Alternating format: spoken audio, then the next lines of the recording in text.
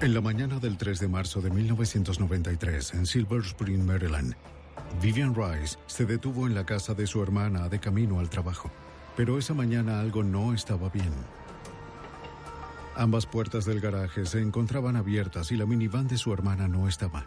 Dentro de la casa, Vivian descubriría un salvaje triple homicidio, ejecutado por uno de los asesinos más despiadados y astutos que hubiera desafiado al FBI. La evidencia se acumula, no tienen sospechosos evidentes. El centro de comercio es bombardeado. Ted Kaczynski es arrestado. Fugitivo a un prófugo.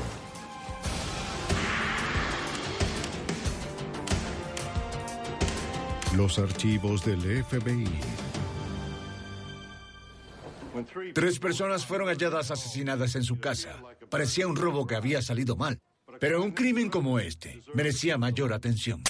El sospechoso que más se beneficiaba por estas muertes también tenía la coartada perfecta. Una prueba fotográfica de que estaba a más de 4.000 kilómetros cuando se cometió el crimen. Soy James Castro, exdirector del FBI en Nueva York. Nuestro trabajo, encontrar las grietas en las coartadas más sólidas. En este caso, tuvimos un trabajo hecho a la medida para nosotros. El sicario. Un oficial de la policía del condado de Montgomery, Maryland, respondió a la llamada frenética a emergencias de Vivian Rice. Encontró una víctima femenina muerta, justo detrás de la puerta principal. También encontró una segunda mujer muerta. Y a un niño, asesinado al parecer en su cama. Sí, tengo 3 víctimas aquí. Necesito detectives, técnicos forenses también. Durante el día y la noche, los investigadores registraron la escena buscando evidencias y revisaron con minuciosidad dentro y fuera de la casa. Pronto identificaron a todas las víctimas. Mildred Horn era una madre divorciada de 43 años, empleada como azafata de American Airlines. Había recibido 3 disparos en la cabeza. Su hijo tetrapléjico de 8 años, Trevor, quien requería cuidados las 24 horas, parecía haber sido asfixiado. La policía lo encontró desconectado de su respirador.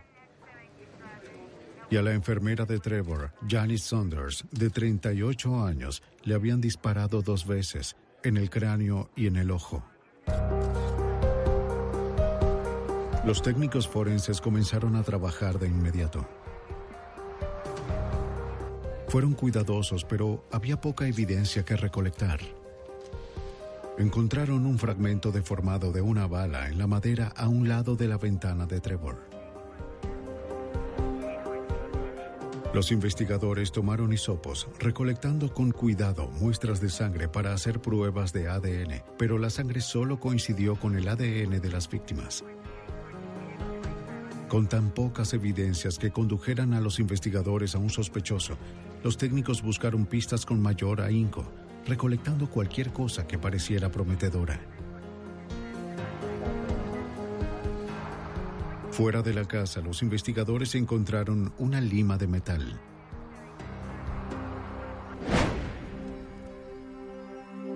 La policía fue minuciosa, pero el asesino había sido meticuloso.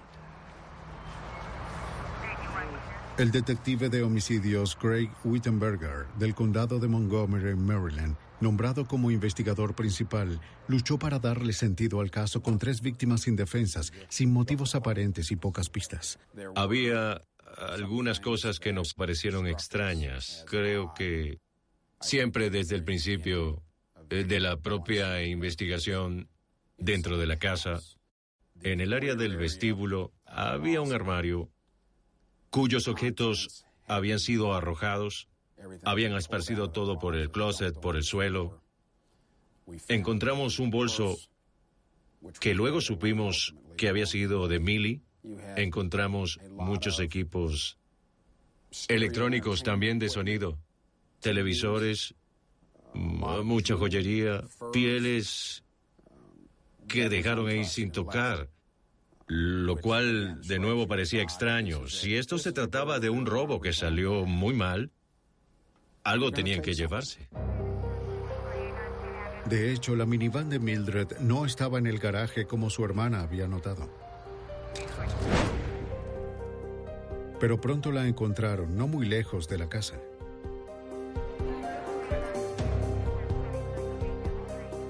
Algunas de las tarjetas de crédito de Mildred también estaban perdidas, pero un trotador las encontró al día siguiente a un costado de la vía. Los investigadores ahora daban por descartado el robo como un motivo. En cambio, se preguntaron si los objetos perdidos eran un intento deliberado del asesino para despistarlos.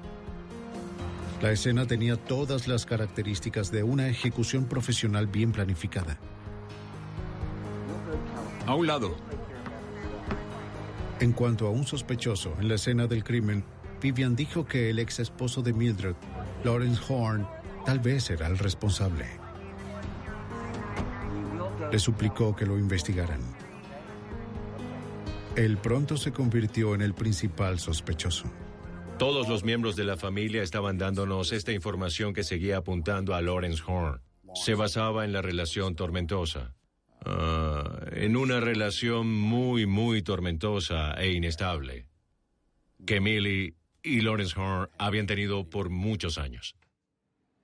Danny, ¿podrías preparar esta batería con el número 5 para mí, por favor?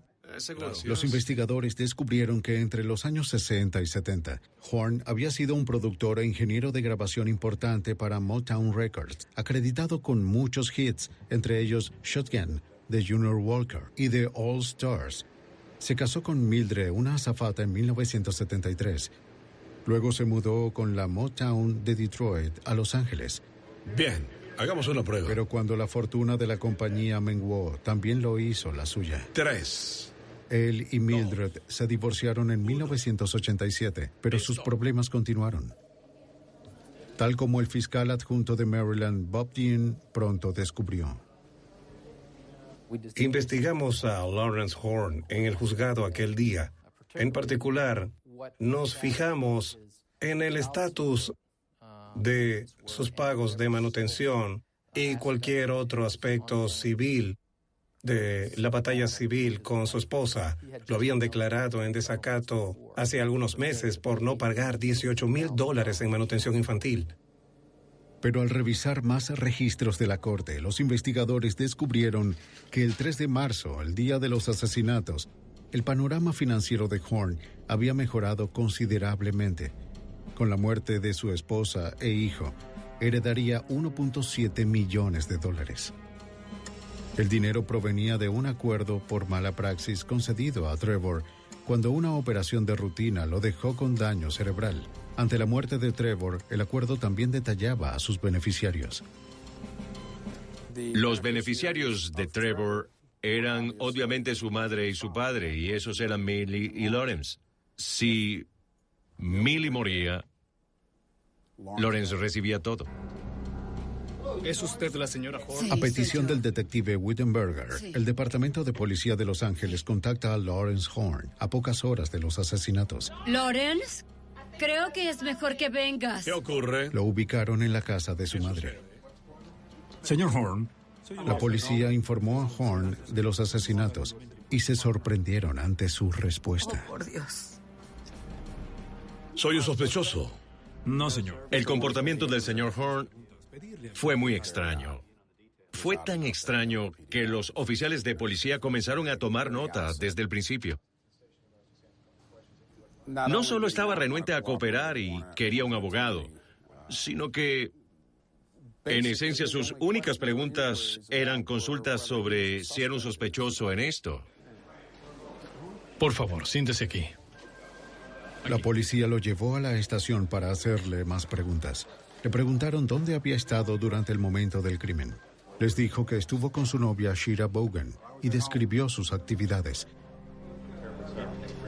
Más tarde fue interrogada y corroboró su historia. Estaba en casa. Yo estaba en casa. Si Horn o alguien que había contratado habían cruzado las fronteras estatales para cometer el crimen, habría violado el Estatuto de Viaje Interestatal para ayudar al crimen organizado, un delito federal bajo la jurisdicción del FBI. Ahora el FBI entraba en escena.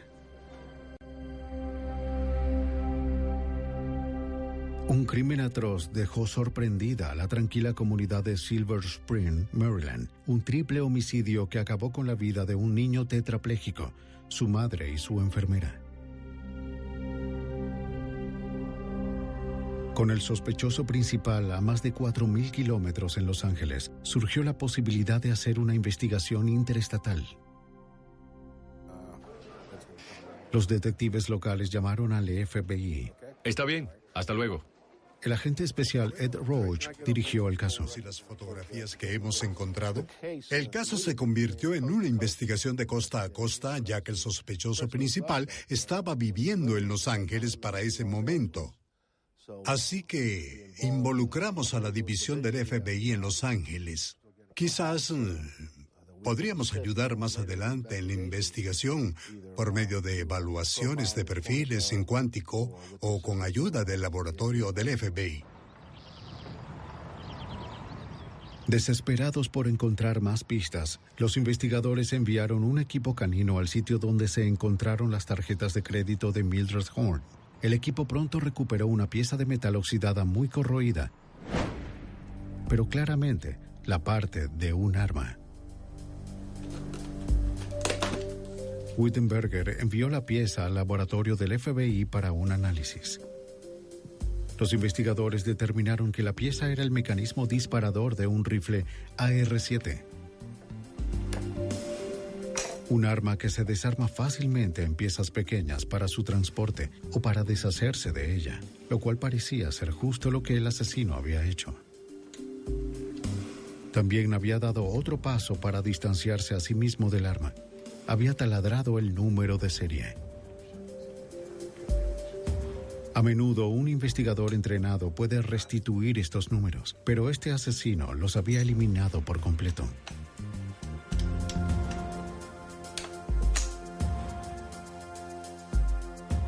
Otro experto en armas de fuego determinaría por cuánto tiempo había permanecido el arma a un lado de la vía.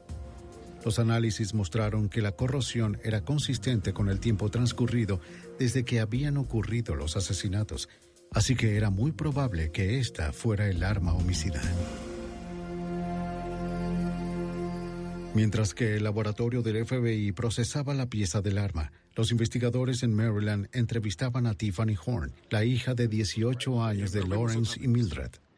Era estudiante de la Universidad Howard en Washington, D.C. Le hicieron una prueba de rutina con el polígrafo, la cual pasó con facilidad.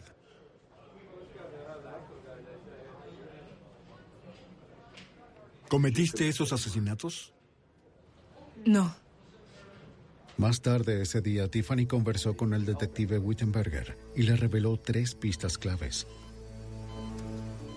La primera era algo que había sucedido en el verano de 1992. Su padre la había llamado pidiéndole que filmara el exterior de la casa de su madre, junto con la habitación de Trevor. La idea era tan extraña que solo grabó a Trevor y a su enfermera, con Trevor en su cama conectado a un respirador. Tiffany le dio la cinta a su padre. Ahora Wittenberger y el FBI se preguntaban si Horn quería que alguien supiera cómo era la fachada de la casa. Luego, el 1 de marzo, 2 días antes de los asesinatos, Horn la llamó de nuevo. Quería saber dónde estaría su hija menor, Tamiel, en los próximos días.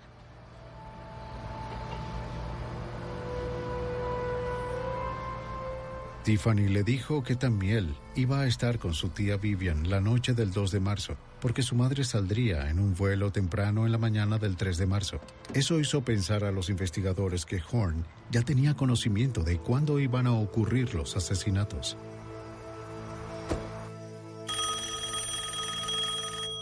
Tiffany compartió otro incidente revelador ese día. A eso de las 2:30 de la madrugada, el día de los asesinatos, había llamado a su madre por equivocación. Tiffany se equivocó al marcar el número. Quería llamar a su novio. Está bien, adiós. Se disculpó y colgó. La hora de la llamada ayudaría a los investigadores a estimar la hora de los asesinatos, junto con otra observación. Las enfermeras de tiempo completo hacían un registro cada hora en un libro cerca de la cama. Basado en ello, la llamada de las 2:30, los apuntes a las 2 en el registro de la enfermera, la ausencia de anotaciones a las 3 y los hallazgos de la autopsia, nosotros estimamos que el momento de la muerte había sido entre las 2 y las 3 de la madrugada. El 11 de marzo, cerca de una semana después de los asesinatos, Wittenberger y su compañero viajaron a Los Ángeles. Con el apoyo del Departamento de Policía de Los Ángeles, llegaron con una orden de registro del apartamento de Horn por una causa probable.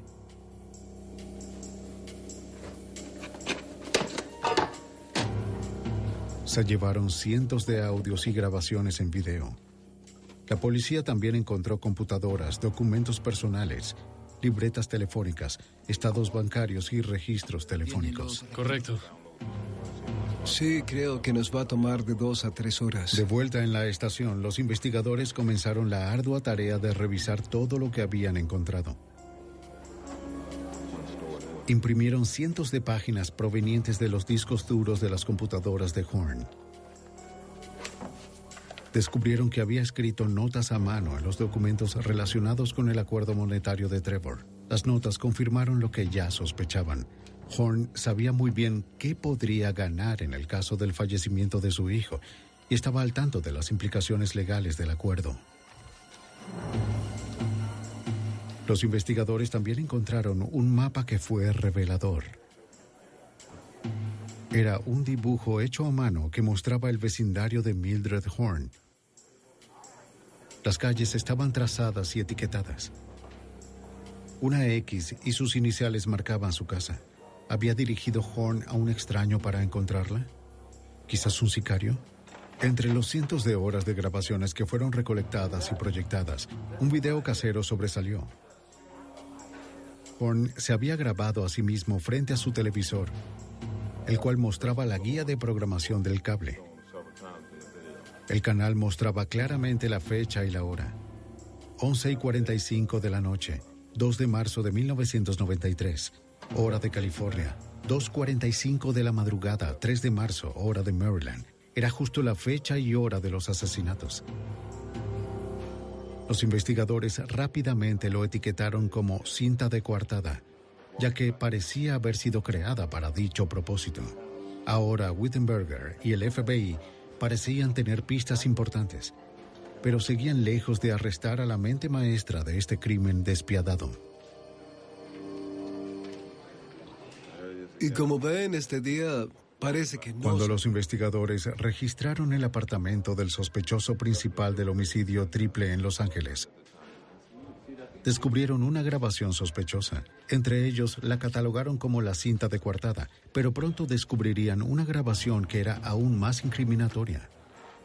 Un extracto de 22 segundos procedente de las docenas de grabaciones de audio. Era de una conversación entre Horn y un hombre desconocido. Hablaban en código, pero su significado era claro.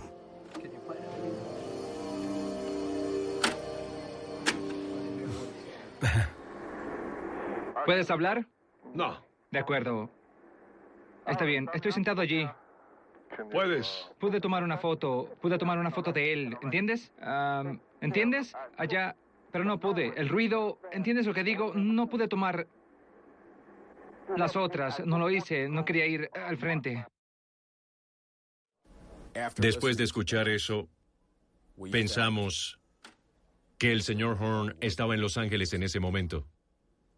También pensamos, luego de escuchar esa conversación, que tal vez era el individuo que había cometido los homicidios quien hacía la llamada. Con la ayuda del FBI, los investigadores solicitaron a AT&T los registros telefónicos de todas las llamadas desde la residencia de Lawrence Horn desde una semana antes de los asesinatos hasta una semana después. La mayoría no tenía importancia, pero 4 llamadas de larga distancia destacaron. 2 habían sido hechas días antes de los asesinatos desde un teléfono público en Detroit. Las otras 2 fueron hechas a tempranas horas del 3 de marzo desde teléfonos públicos cerca de la casa de Mildred Horn, una fuera de un restaurante Denny's y la otra desde un Days Inn. La llamada desde Denny's se había hecho a la casa de Lawrence Horn a las 5:12 de la mañana, hora de Maryland, pocas horas después de los asesinatos.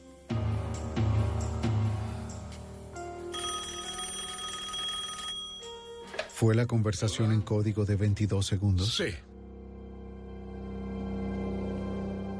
¿Y quién había hecho la llamada? Sí, de acuerdo. Miren esto. Los investigadores invirtieron horas analizando docenas de solicitudes de registro de moteles cercanos.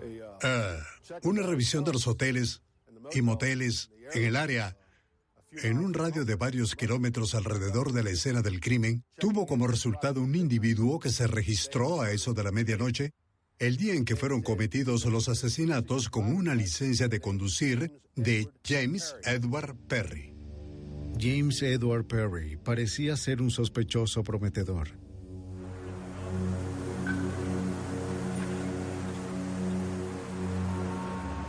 Con los orígenes de Lawrence Horn en la industria musical en Detroit y la llamada desde esa ciudad en sus registros telefónicos, quizás había una conexión.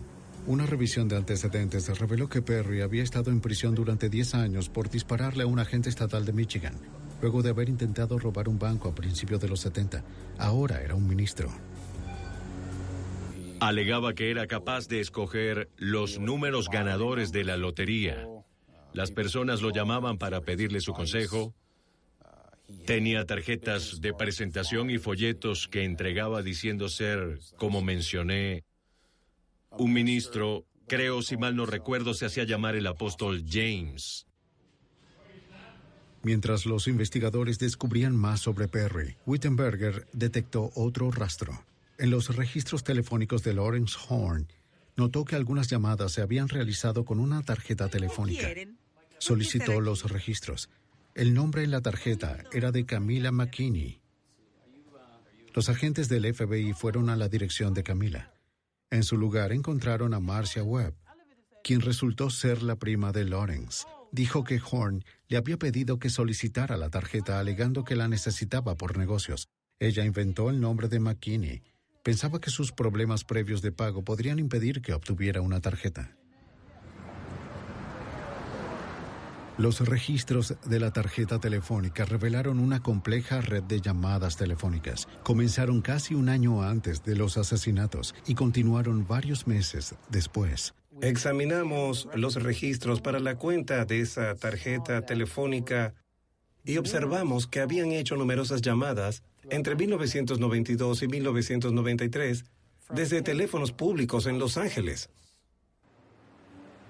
Teléfonos públicos que pudimos marcar en un mapa de la calle, en principio, dentro de una distancia a pie desde la casa de Lawrence Horn, dirigidas a la casa de James Perry en Detroit. Del mismo modo, hubo numerosas llamadas desde el 92 hasta 1993, provenientes de teléfonos públicos en varias partes de Detroit, sobre todo en el lado este donde James Perry vivía, hechas a la casa de Lawrence Horn en Hollywood. Nos dimos cuenta que Perry estaba ansioso por el resto de su pago y asumimos que Jordan estaba esperando su botín por la herencia de su hijo. Pero si parecía que los investigadores al fin se habían sacado la lotería, el premio seguiría fuera de su alcance.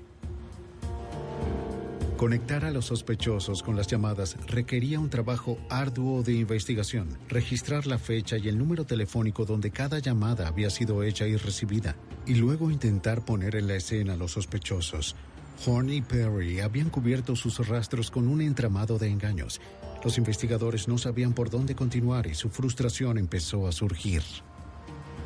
Comenzó con un ritmo en extremo, muy acelerado. Todo aquello era muy intenso. Se trataba de un caso de asesinato con un perfil muy alto. Todo, como ya dije, sucedía muy rápido. Luego, de pronto, se detuvo.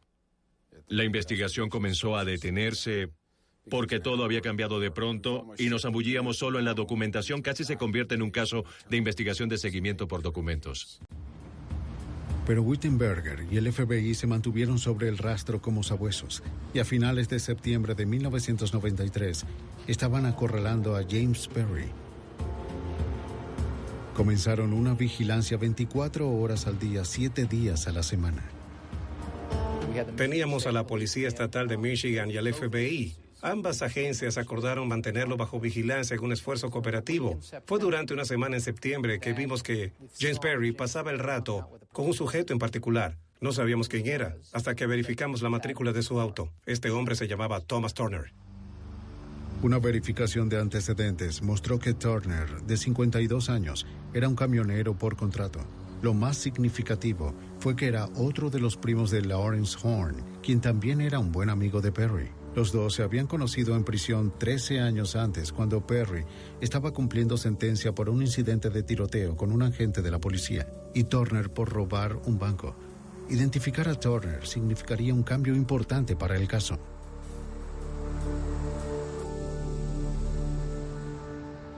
Pero por ahora, los investigadores esperaban algo más inmediato. Wittenberger y un agente hicieron gestiones para intervenir los teléfonos. Le hicieron una visita a Perry pensando que él contactaría a Horn y comenzaría a hablar. Los investigadores hablaron brevemente con Perry, pero admitió que estaba en Maryland el 3 de marzo, aunque dijo que era por negocios y que no sabía nada sobre los asesinatos.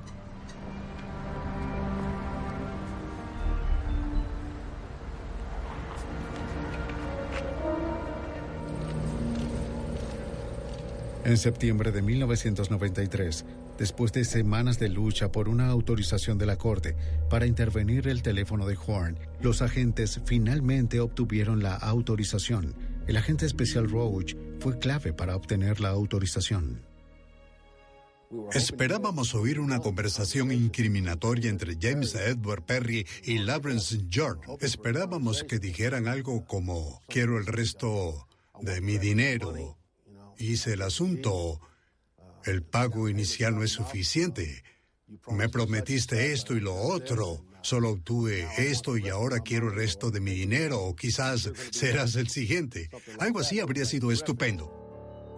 Pero Horn y Perry eran muy astutos para dejar que algo se les escapara. Para mediados de noviembre, con la investigación a toda máquina, dejaron de hablarse por completo. A pesar de meses con progresos lentos pero firmes, Horn y Perry seguían un paso adelante de la ley.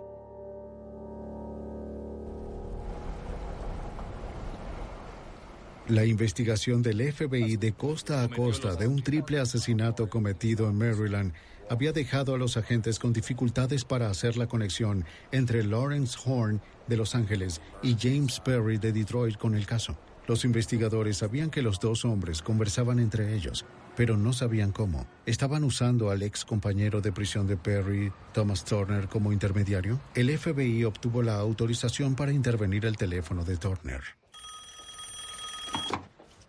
¿Sí? Esa era la clave.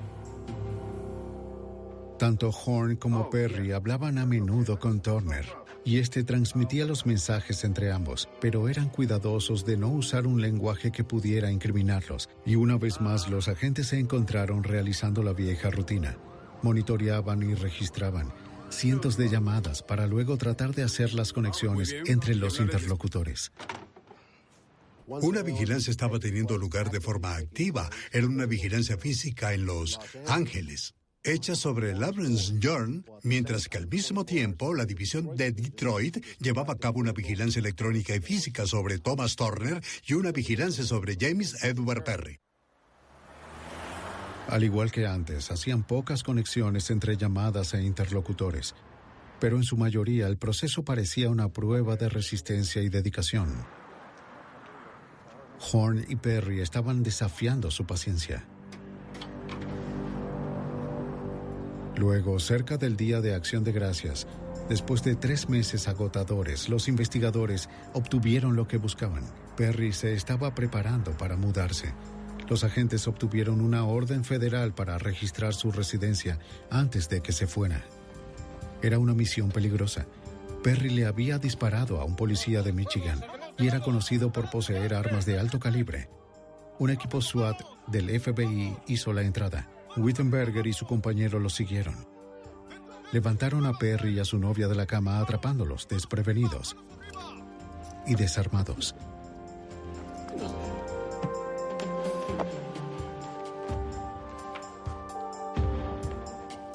Entonces comenzaron a registrar la casa. La policía recolectó cintas de videos, estados bancarios y otros documentos. Gran parte de lo que encontraron parecía extrañamente fuera de lugar para estar en la casa de un llamado ministro.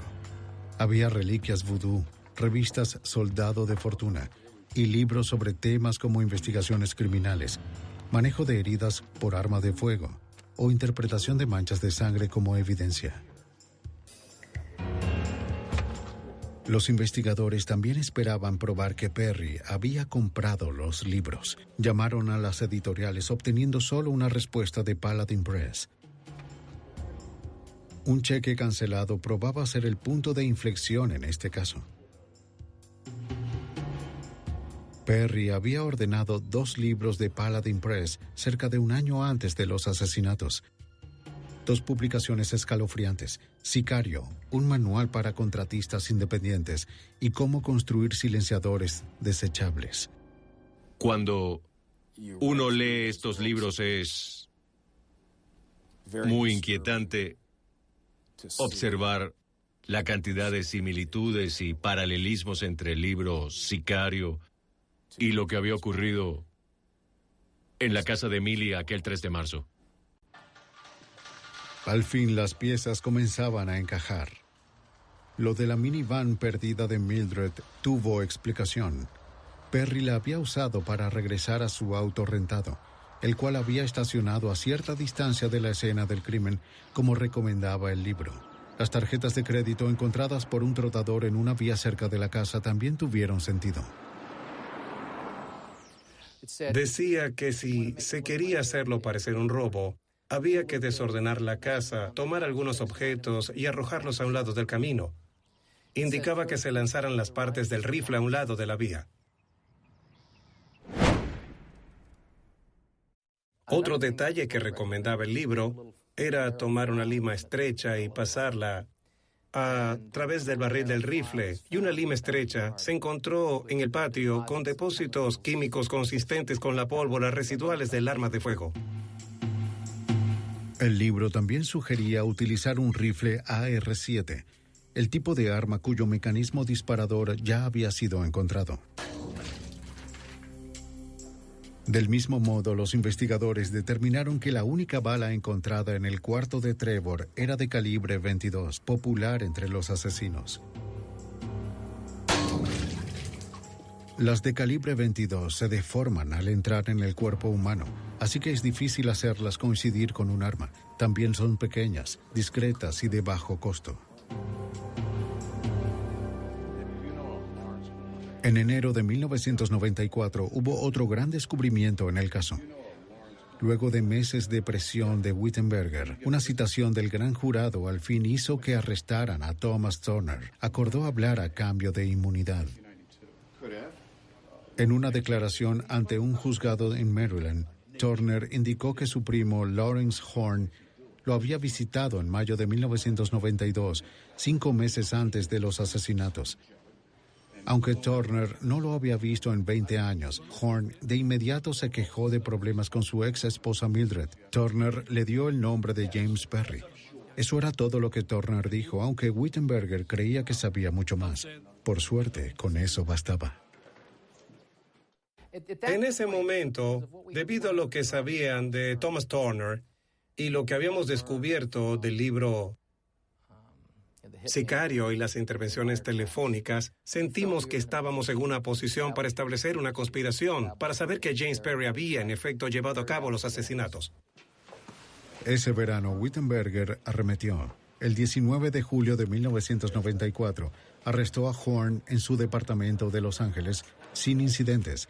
Wittenberger lo interrogó durante 45 minutos en la estación de policía, pero Horn se negó a hablar del crimen. El mismo día, los agentes del FBI en Detroit estaban esperando que un juez firmara las órdenes para arrestar a Perry. Mientras tanto, llevaron a cabo una vigilancia visible. La táctica está hecha para presionar a un sospechoso mientras se aseguran de que no escape. No nos importaba si él los veía o no. No queríamos que fuera una vigilancia conflictiva hasta que las órdenes estuvieran firmadas.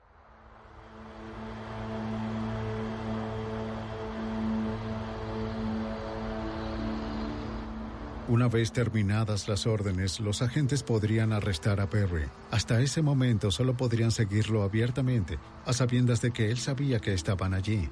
No iban a perderlo de vista ni un momento. Perry empezaba a molestarse cada vez más. El FBI no se detuvo.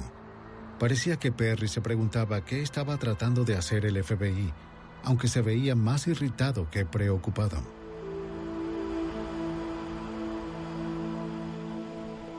Se fue conduciendo a plena vista de los agentes.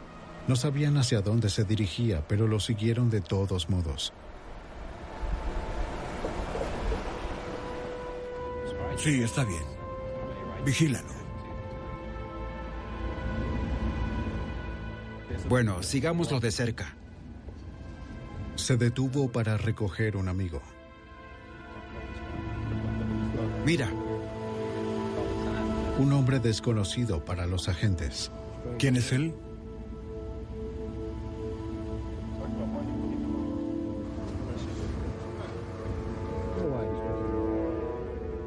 Ambos se fueron en el auto de Perry, con la unidad de vigilancia cerca de ellos. Bueno, continuemos detrás de ellos.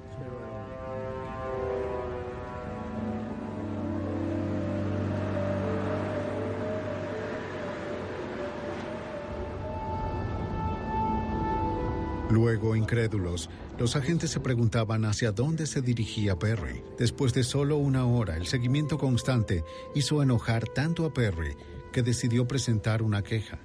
Increíblemente, llevó su queja directo a la oficina de campo del FBI en Detroit. El momento elegido por Perry no podía ser mejor. Él y su amigo llegaron a la oficina justo cuando los agentes del FBI esperaban la respuesta final sobre su orden de arresto. Oye, esto es una mala idea. ¡Ahora! Es una mala idea. Quiero ver a un agente ahora mismo. Perry exigió ver a un agente y lo atendieron con rapidez. Un empleado llamó al agente especial Roach. Yo no me voy a calmar. Bien, háganlo pasar. Vamos, hágase a un lado, por favor. Bien, ¿en qué puedo ayudarlo? Mientras los agentes lo registraban buscando armas, Perry confrontó a Roach, queriendo saber si los agentes iban a arrestarlo o si solo planeaban acosarlo. Aprecio mucho su ayuda, señor. En minutos, esperábamos una llamada telefónica del condado de Montgomery para decirnos que las órdenes habían sido firmadas. ¿Qué haces, amigo? ¿Qué haces? Y que había sido acusado por 3 asesinatos y que de hecho estaba bajo arresto. Estaba bajo arresto. Pero ahora, aún con ambos hombres bajo custodia, faltaba una pregunta. Si Perry había sido el sicario, ¿cómo le había pagado Horn por el crimen? Después de meses de una persecución incesante de investigadores locales y del FBI, los escurridizos Horn y Perry estaban finalmente bajo custodia. Pero aún quedaba una pregunta inquietante. ¿Cómo le había pagado Horn a Perry por el crimen? La respuesta llegó 2 meses después, solo como resultado de un trabajo aún más arduo de investigación. A medida que corroborábamos los resultados de la revisión en la casa de James Perry, notamos esta fotografía que en esencia mostraba varias cintas de cassette que James Perry tenía. Ese era el propósito de la fotografía. Pero debajo de uno de los objetos vimos una tarjeta de Western Union. obtuvimos varios registros de Western Union que nos mostraban que había, sin duda, un número de transacciones desde Los Ángeles para la novia de James Perry, Pauline McGee. La persona que hacía los envíos era George Bernard Shaw. Ahora teníamos otra área para investigar por otros meses. Luego de más indagaciones, Dean descubrió que un hombre llamado George Bernard Shaw había muerto en julio de 1992 en un accidente automovilístico en Los Ángeles. Cuando Dean revisó el LA Times publicado el día de la muerte de Shaw, descubrió la conexión con el sujeto, aunque no fue en su obituario. Vimos en la portada que Mary Wells había muerto. Y para aquellos de nuestra generación, fue una gran estrella Motown. En la página del obituario había una gran historia sobre la muerte de Mary Wells en Los Ángeles. En la esquina inferior derecha había una lista de otras personas que también habían fallecido. Uno era un hombre llamado George Bernard Shaw, sin información sobre él, solo el nombre del cementerio. Lawrence Horn había usado el nombre de este hombre común fallecido como la fachada de sus pagos, los cuales habían sido realizados con el dinero que Horn había ahorrado. Casi 2 años después del crimen, los investigadores ya tenían armado el rompecabezas. Había sido un asesinato a sueldo, frío y premeditado, que tomó más de 1 año planificar.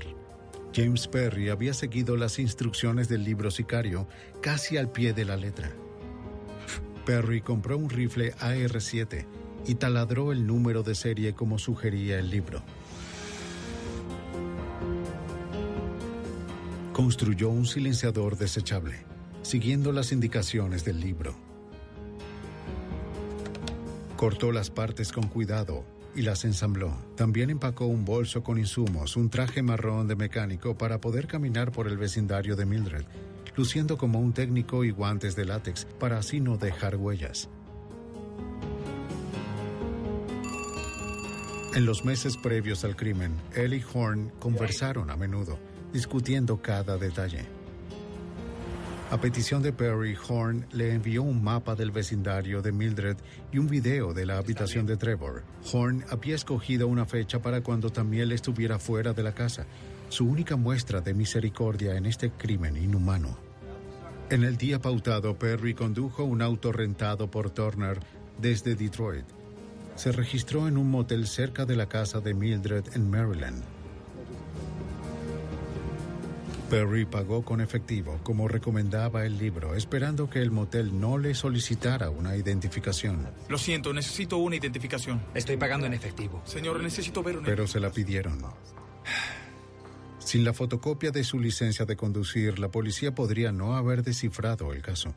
No podíamos creer que hiciera algo tan tonto, que lo había ubicado en Silver Spring, Maryland, en la fecha y momento de los asesinatos. Entonces condujo su auto rentado hasta un centro comercial cerca de la casa de Mildred y caminó desde allí, siguiendo el mapa dibujado a mano por Horn.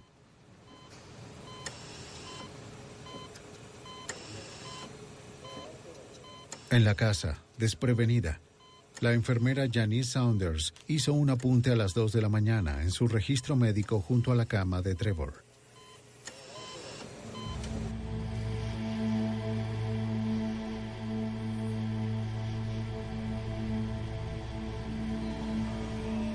Perry se acercó a las puertas francesas detrás de la casa como estaba planeado.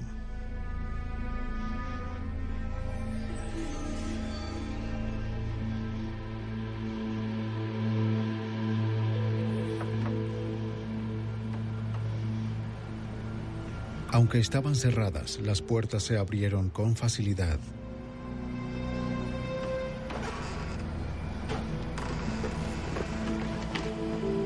Entró apenas haciendo ruido.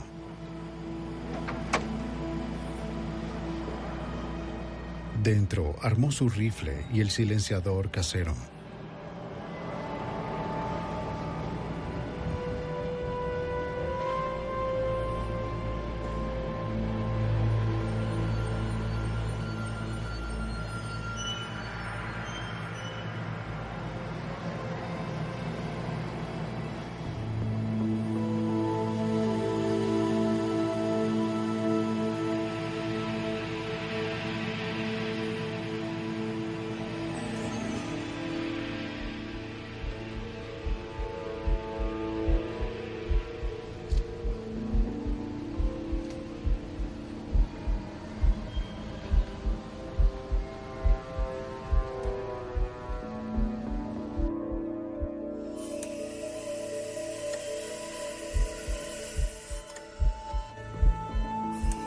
Probablemente tomó a Saunders por sorpresa.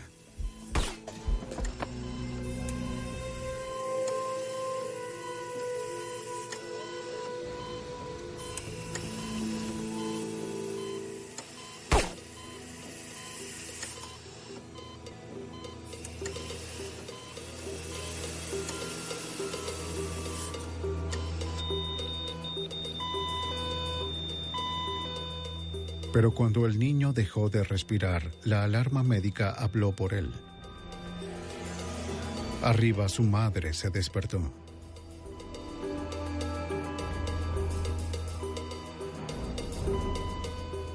Mildred Horn bajó las escaleras para investigar. Allí también se encontró al asesino.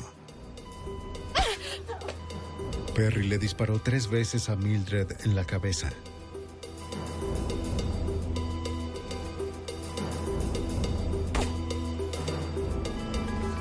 Luego, Perry desordenó la casa para que pareciera un robo que había salido mal. Como indicaba el libro, tomó las tarjetas de crédito de Mildred. Pero al parecer, el sonido persistente de la alarma médica inquietó incluso a este asesino calculador. Se apegó a las instrucciones del manual. En su salida, taladró el barril del arma usando una lima para burlar las pruebas de balística como señalaba el libro.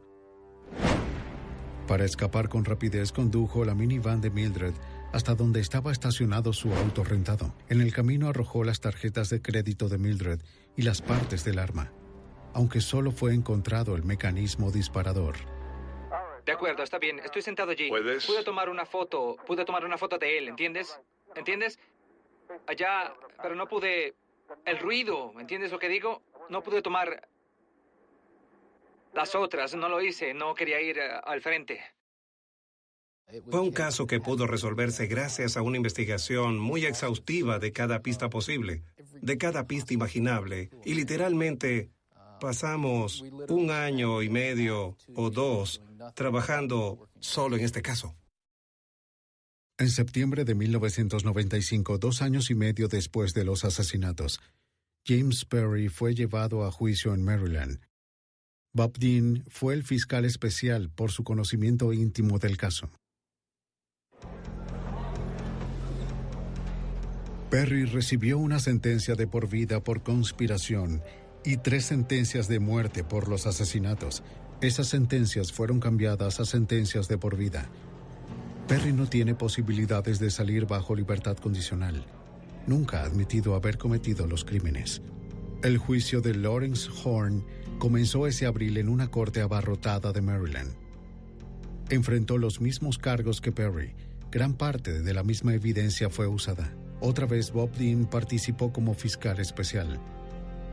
Luego de 5 semanas, el juzgado encontró culpable a Horn de todas las acusaciones. No mostró emoción alguna, y tal como Perry, nunca confesó el crimen. El 13 de mayo, Horn recibió 3 sentencias de muerte sin posibilidad de libertad condicional. Apeló una vez y le fue negada.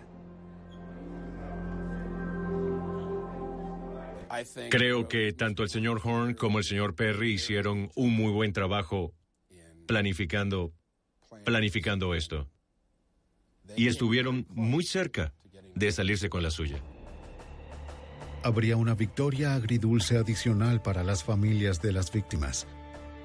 Luego de los asesinatos, introdujeron una demanda federal en contra de la editorial de Sicario, un manual técnico para contratistas independientes. A finales de mayo de 1999 ganaron la demanda, incluyendo un acuerdo multimillonario y la promesa de que el editor dejaría de vender el libro.